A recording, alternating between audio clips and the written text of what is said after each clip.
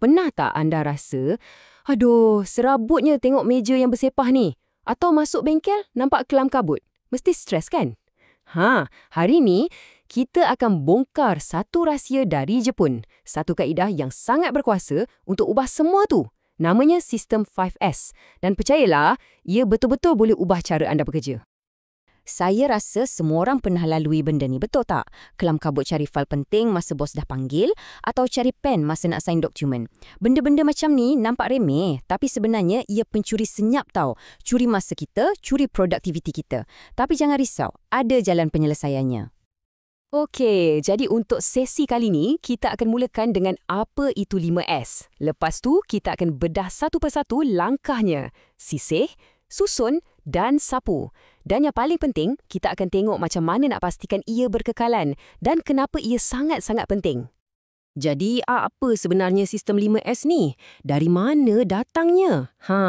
Ia ni satu kaedah dari Jepun yang memang direka khas untuk satu tujuan, mewujudkan tempat kerja yang cemerlang.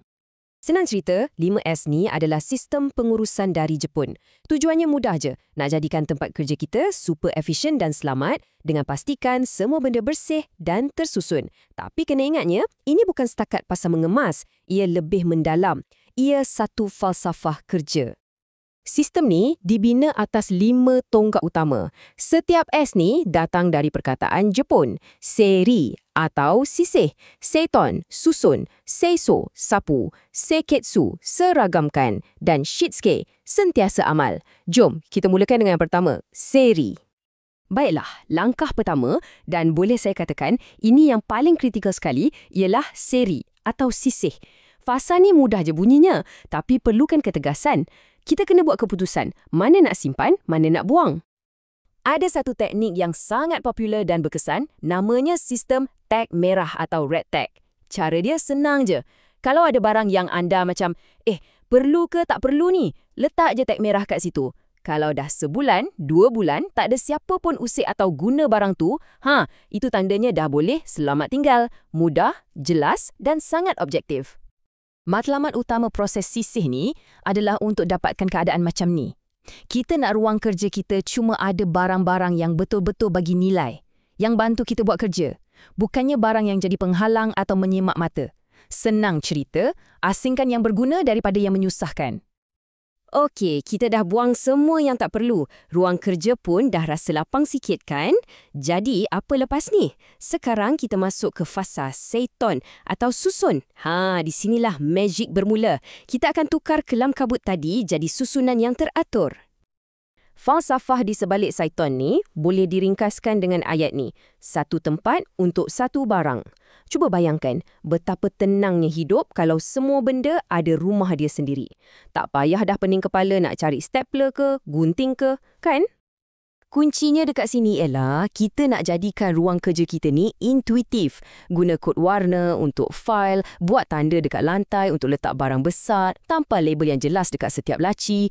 Tujuannya, sesiapa pun termasuklah orang yang baru masuk kerja hari pertama, sepatutnya boleh cari apa saja yang dia nak dalam masa beberapa saat je. Cekap kan? Okey, kita dah sisih, kita dah susun. Sekarang tiba masanya untuk seiso atau sapu. Tapi, jangan salah faham, ini bukan sekadar ambil penyapu dan bersihkan habuk. Seiso ni lebih daripada itu. Ia sebenarnya satu bentuk pemeriksaan.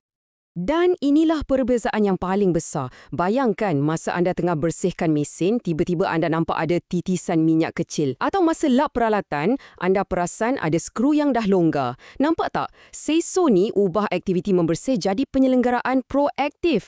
Setiap orang jadi inspektor yang boleh kesan masalah kecil sebelum ia jadi masalah besar yang makan belanja.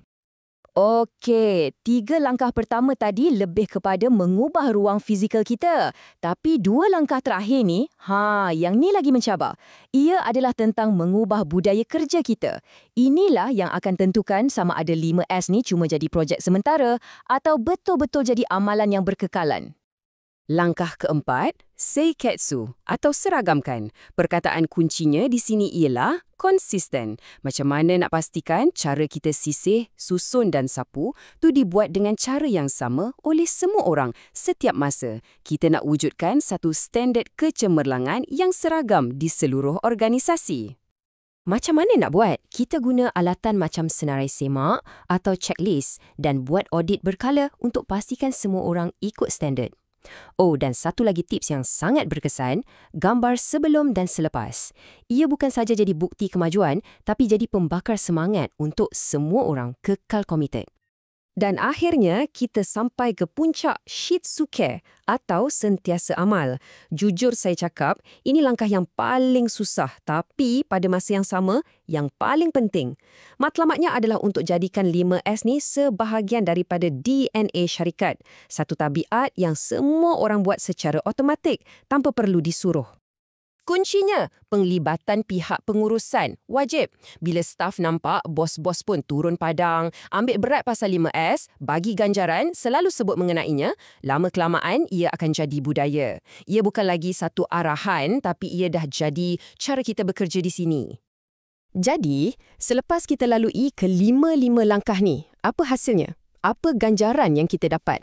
Kenapa syarikat-syarikat besar di seluruh dunia sanggup laburkan masa dan tenaga untuk amalkan sistem yang nampak macam remeh ni? Jom kita tengok. Kaitan antara amalan 5S dengan hasil yang kita dapat tu sangat jelas. Contohnya, bila susun atur dah kemas, kita tak bazir masa mencari barang. Jadi, kerja jadi lebih efisien. Bila persekitaran bersih, secara tak langsung ia akan bentuk disiplin pekerja. Dan bila semua ikut standard, imej syarikat pun nampak lebih profesional. Jadi inilah gambaran besarnya. Jelas sekali 5S ni bukan pasal mengemas je. Ia adalah satu sistem strategik untuk kurangkan pembaziran, tingkatkan produktiviti dan bina satu budaya kerja yang selamat dan positif. Boleh kata ia ni macam tapak asas yang kukuh untuk mana-mana organisasi yang nak jadi cemerlang. Dan kita akhiri perkongsian kita dengan satu soalan untuk anda renungkan. Kita dah nampak macam mana 5S boleh ubah sebuah kilang atau pejabat kan? Tapi cuba fikir sejenak.